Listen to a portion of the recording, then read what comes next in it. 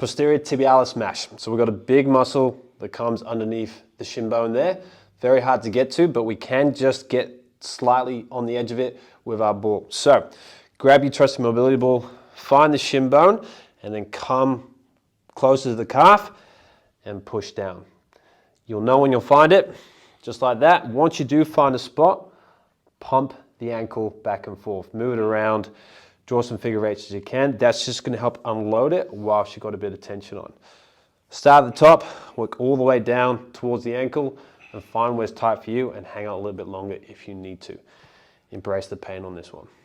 Arch builders. So we're trying to build the strength through that inside arch that a lot of people have kind of collapsed arches, flat feet, and we're trying to build that using in our hips and our glutes. So shoulder width apart, we're going to push big toe, little toe, heel down to the ground, that tripod position.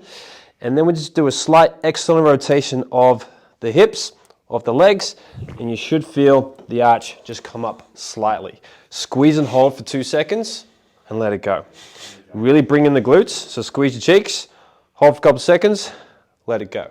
You should feel and see that arch develop and collapse as you go. Again, little muscles are going to start working that haven't been worked in a while, so embrace that kind of pain, weird feeling. You may get a bit of cramp, again, very normal, it just shows that you're working hard. 25 reps, 2-second holds for each rep. Toe spreaders. So we're going to get some more space between these toes that is taken away from most modern day shoes, squashing those toes together in the toe box. So what we want to try and get is with our toes, is spreading them out as far as we can. Now again, this is not the easiest thing to do. You're going to try very hard up here for not a lot of movement down here. So just getting a bit of movement out to the side is great.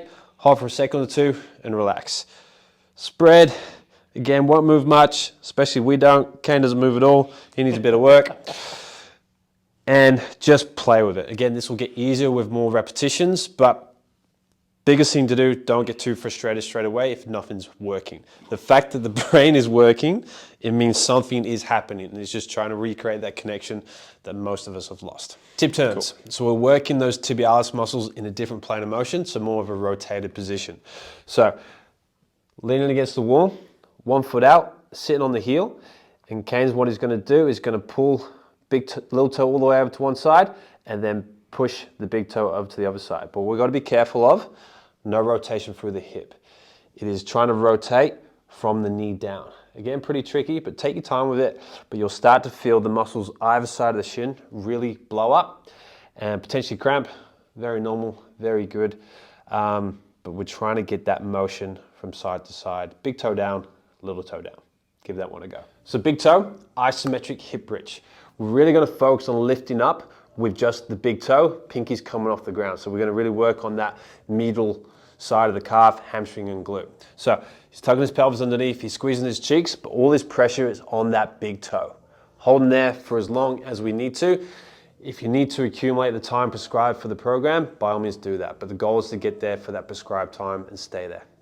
So pinky toe, isometric hip bridge. This time we're going to work on isolating the pinky toe. Big toe comes up, but coming up into that hip bridge. So as always, tucking the pelvis underneath, squeezing the cheeks, and he's going to pick up onto the big toe and high up as you can with that hip bridge. Go for it. We'll work on that outside of the calf, outside hamstring, outside glute, really bringing that all in one strong connection. So walk series, part 2. First one, going laterally, so to the side, up on his tippy toes. So working just a different plane of motion. 2 meters out, 2 meters back. This time on the heel. Again, going laterally, all the way out, all the way back. This time we're going straight again, but we're going to evert. So we're going to go onto the inside of our feet, shooting out the bottom of the feet outwards. May look a little bit silly. It's a good way of working through those ankles. And then we're going to do complete opposite, inversion. So we're going to come out onto the edges of the feet. Again, make sure you're on some nice soft carpet here because it can get quite nasty. And then going back to our big toe predominant walking, high as we can with the tippy toes and backwards. And then last but not least, work on that little pinky. Give the pinky some love. Walk series 2. So we're trying to get some glute contraction, glute connection in a lunge position. So Kane's heel is pushed up against the wall. He's lunging out a little bit, depending on your range. Start shorter in if you're not quite good at this in the beginning.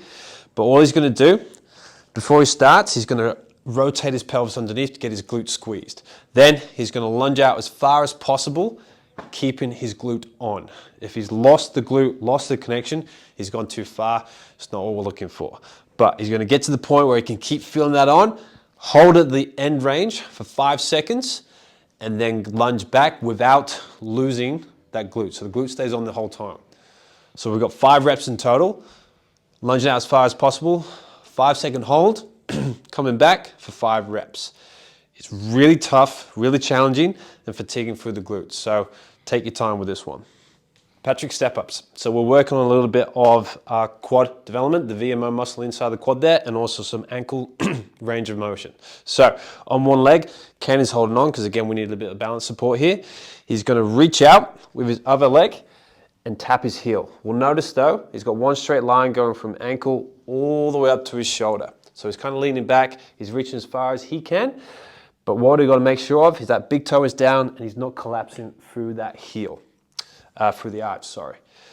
We keep that knee straight over the toes and we should start to feel it in the ankle, a little bit on the Achilles, but mainly on that inside quad on the standing leg.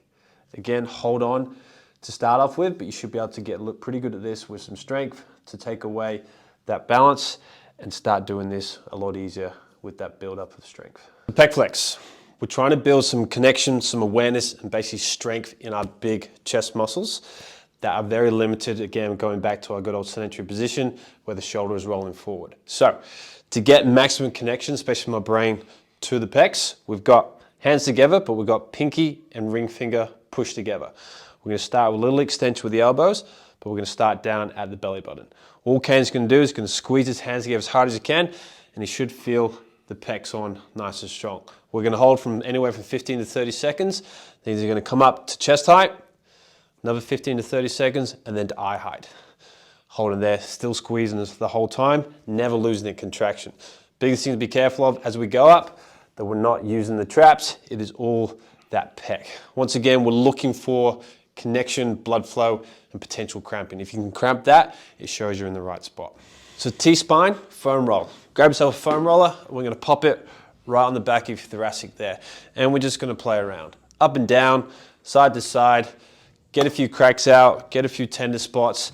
Make sure you're breathing. Again, the tendency is to hold that breath, so just play around with your breath at the same time. Use your heels, hips up and down, arms overhead. Work out all those kinks that's gonna take you out of that typically flexed spine, all right? Have fun with this, play with it. There's no right or wrong way to do it, just open up that spine.